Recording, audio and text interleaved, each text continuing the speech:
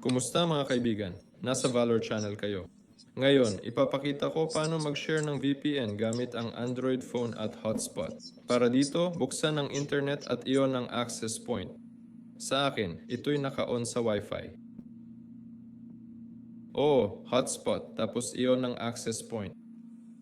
Huwag kalimutang buksan ang internet, tapos kailangan natin ng VPN. Gumagamit ako ng Turbo VPN. Online na ako at ginagamit ang every proxy. Buksan ang app at ilagay ang IP address sa lapis icon.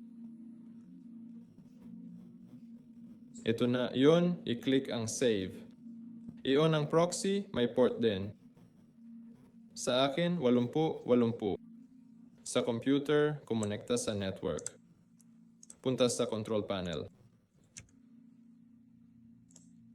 Punta sa Internet, Status at Tasks, Internet Settings. Dito sa Connection, LAN Settings, Use Proxy or LAN. Ilagay ang IP address mula sa every proxy at port 8080. Tapos i-click ang OK at magkakaroon na ng VPN connection. Like at subscribe sa channel. Si Valor to, paalam sa lahat.